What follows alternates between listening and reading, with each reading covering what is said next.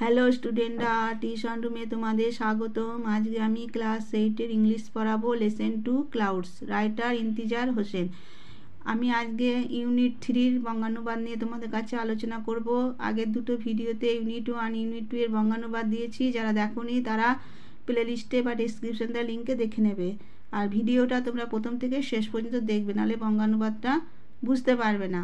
আর এই ধরনের নতুন নতুন ভিডিও পাওয়ার জন্য তোমরা চ্যানেলটিকে সাবস্ক্রাইব করে রাখো, শেয়ার করে দাও, আর বন্ধুদের মধ্যে শেয়ার করে দেবে, আর লাইক করবে।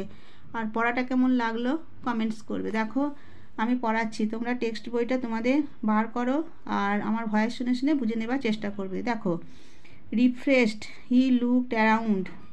রিফ্রেশড মানে হচ্ছে চাঙ্গা হয়ে সে চারদিকে তাকালো। And old man sat on a wall by the Persian wheel.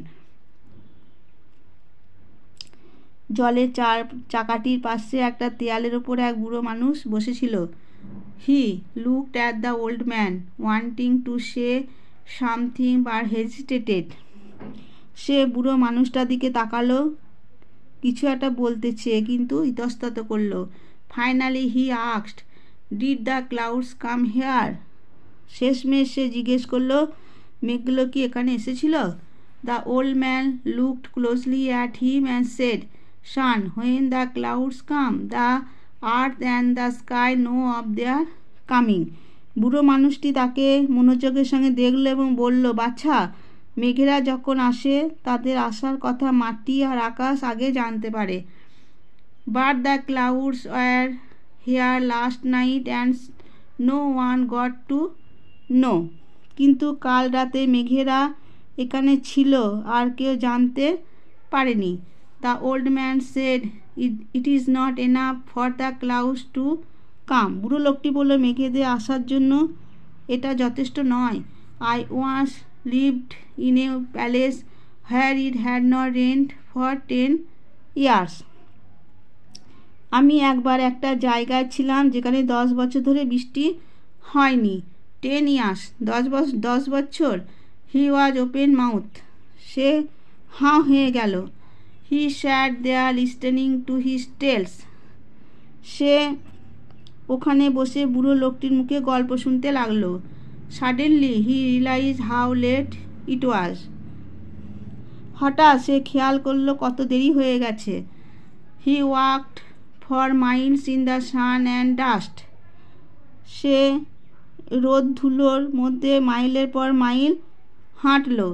He went back by the same dirt track he had taken to come there. সে একই কাঁচা সুড়িপথ দিয়ে ফিরে গেল যে পথ ধরে সে সেখানে এসেছিল।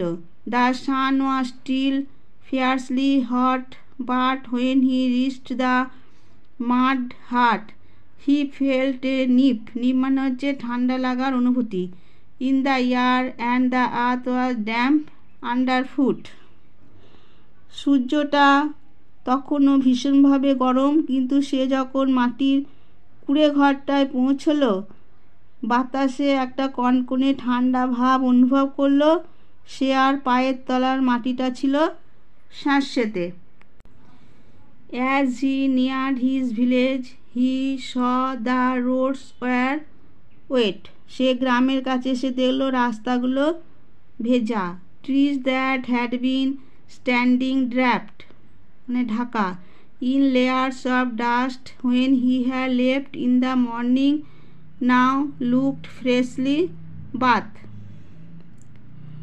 সকালে সে যখন বেরিয়েছিল তখন সে যে গাছগুলো ধুলোর আস্তরণে ঢাকা ছিল, এখন সেগুলোকে দেখাচ্ছিল তরতাজাভাবে স্নাত।